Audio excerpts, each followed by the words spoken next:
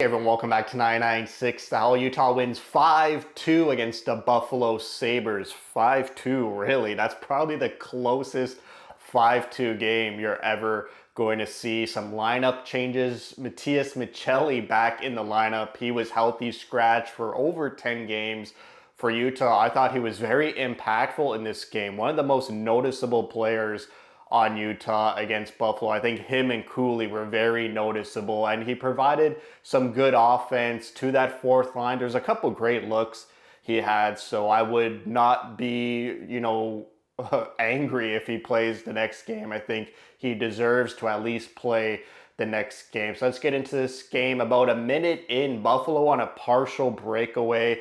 A great rush chance for Buffalo, but they missed the net. Thankfully, moving on, Josh Stone had a chance in front of the net off a Sergachev point shot. He couldn't really get his stick on the puck because if he did, I'm sure that would have been the first goal of the game. The second line, Carconi was put onto the second line with Hayden and Guenther. Michelli played on the fourth line with Stenlund and Kerfoot. Cooley moving up to the top line, centering Keller and Schmaltz. But that second line was buzzing early in that first period, attacking the net, but they can't convert. Utah commits the first penalty of the game. It's Ian Cole. The full 2 minutes of the penalty kill was in Utah's zone, so they kept Buffalo to the perimeter, but there was a great, unbelievable save by Vejmelka. Just a glove save, cross crease by Vejmelka, and the veggie chants going loud in the arena after that save. And then Utah goes on their own power play. Logan Cooley back on PP number 1.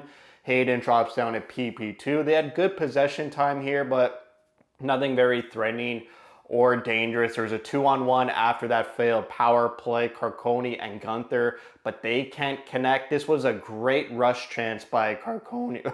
Jeez, there was a scramble in front of Utah's crease. You thought Buffalo was going to find this loose puck. Vejmelka was down low looking for the puck. It seemed like, Buffalo easily could have gotten the puck and roofed it into the net, but Carconi finds a puck, and him and Guenther just eject out of the zone and create that 2-on-1 chances. Unfortunately, they couldn't convert on it, but shortly after that, Logan Cooley scores the first goal of the game, assisted by Schmaltz and Keller. Unbelievable stuff here. Clayton Keller forces the turnover. Buffalo has the puck behind their own net. The passing breakout pass by Buffalo hits Keller's leg. A pepperoni pizza right to Nick Schmaltz, all alone in front of the goalie. You think he's going to shoot. He literally waits patiently for Cooley to get into position to create a sort of 2-on-0 chance in front of the goaltender, and the goaltender cannot save that. That's great awareness, great offensive awareness by Nick Schmaltz. Cooley was even behind Schmaltz, but the moment Schmaltz got the puck, he didn't, he wasn't antsy with the puck and just shoot it and let it go like a young player might. He waited patiently and creating that high danger chance where the goalie has no chance on. So a wonderful goal by Schmaltz and Cooley. After that, Josh Stone found himself alone right in front of James Reimer, the Buffalo goalie. He kind of curls it, drags it, but he's robbed by Reimer. And then late in the first, Utah commits another penalty. It's Ian Cole again, his second penalty of the period, and Buffalo scores 10 seconds left in the first period. This was a cross-ice one-timer. Vejmelka sort of doesn't read it right. He barely, reacts to the puck being on the other side of him. So it's a 1-1 game heading into the second period. Utah was outshot 12-10. It was a pretty even matchup, but again, Buffalo is the last place team in the Eastern Conference. It really shouldn't be a balanced, seesaw type of game here. Utah really needed to come out and overwhelm the Sabres. So we go into the second period, 10 seconds in, Buffalo makes it 2-1. Fortunately, it's called off for goaltender interference. Wonderful call by the refs. The player, on his own volition, enters the blue ice, makes contact with the goaltender in the blue ice. No Utah defender interacting with the Sabres player. So it's a clear black and white call for me. So it remains 1-1. But Buffalo was all over it the first 5 minutes of this second period. They had a 3-on-2 chance, which looked pretty dangerous, but they missed the net. And then they had a breakaway, and Vejmelka has to make a huge blocker save. Buffalo just dominating the first 5 minutes. Utah had 0 shots on goal in these first 5 minutes, but they kind of changed the momentum slowly, first with a power play, but they can't set up on it. Then they commit another penalty, but they kill off that penalty, and then the momentum starts to change. They start to enjoy some possession in the offensive zone, finally some sustained pressure, and Utah scores to make it 2-1. It's Sergachev with a CNI wrister point shot. Assists go to McBain. Great job from McBain and Josh Doan. 2 huge meat boys in front of James Reimer, just creating a huge screen. Reimer couldn't see anything. And great shot placement by Sergachev to score against the grain. He's moving one way, shoots it the other way. That's what we call against the grain. So Utah gets that 2-1 lead.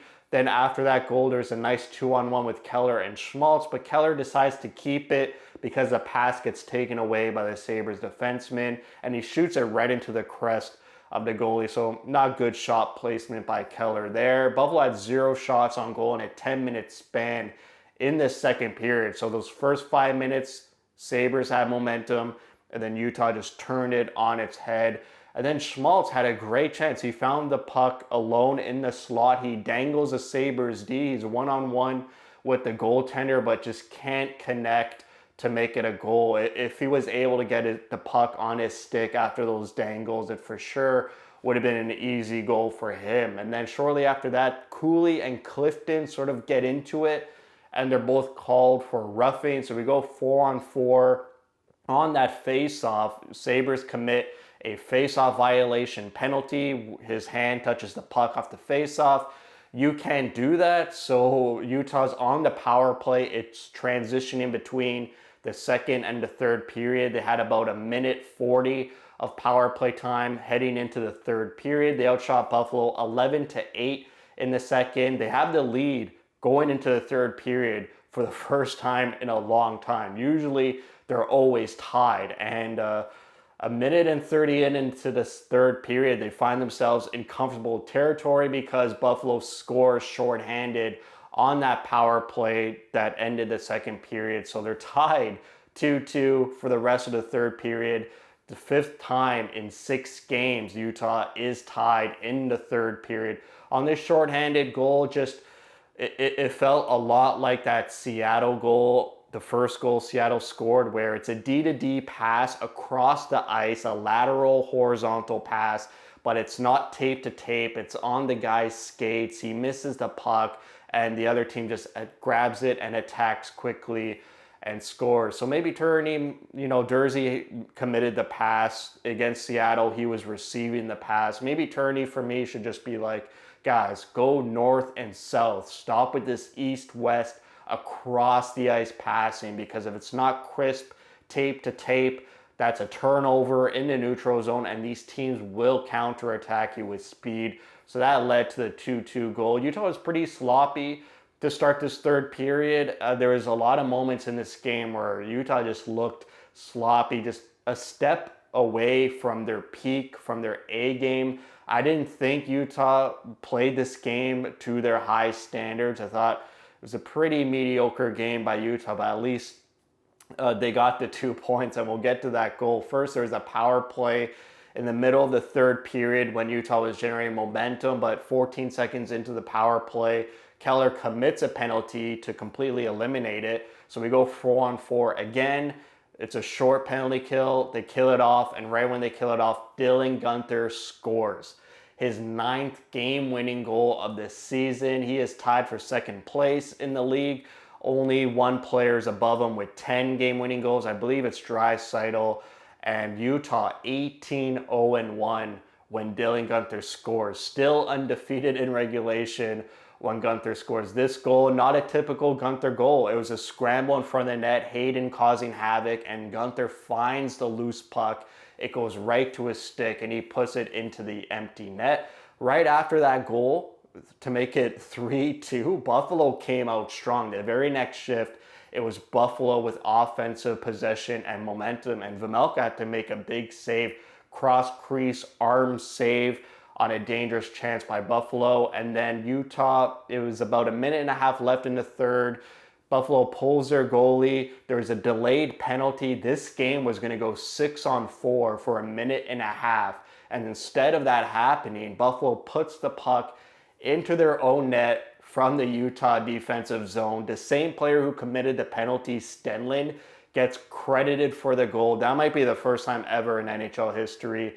We didn't get confirmation by the broadcast team, but how can a player commit a penalty and then get also a goal without touching the puck? Because the moment he touches the puck, the whistle is dead to start the power play. If you're a Utah fan just watching the NHL now this season, this is very rare for a team to put the puck in their own net on a delay penalty.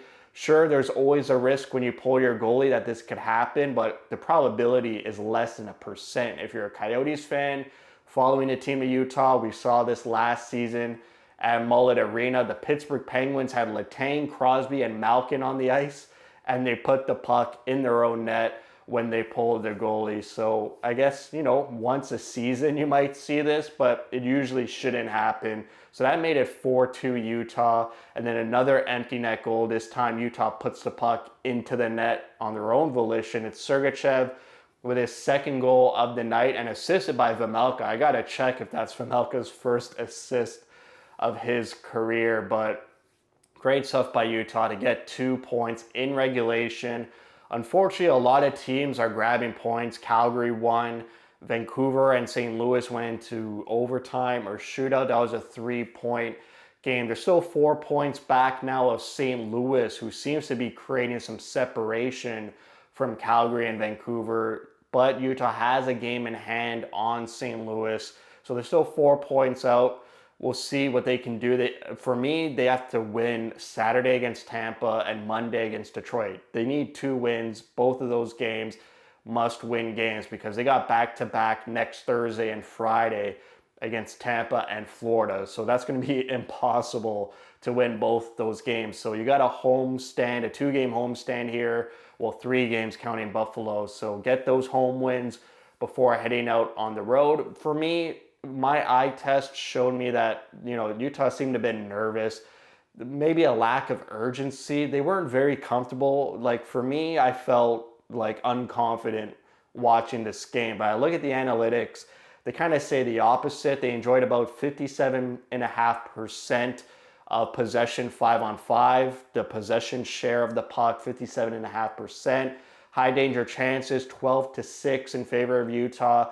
Expected goals, 3.14 for Utah to 2.39 for Buffalo. So the analytics showed Utah probably should have won, and they do win. But for me, I don't know. They weren't at their peak. Like, this was a game, it felt like that Seattle game where they could be better and they should be better because Buffalo, like I said, is the last place team in the East. Could have been a bit better. Their power play was 0 for 4. Like, their power play, like, I think it's like 5 of the past 7 games, they haven't scored a power play goal.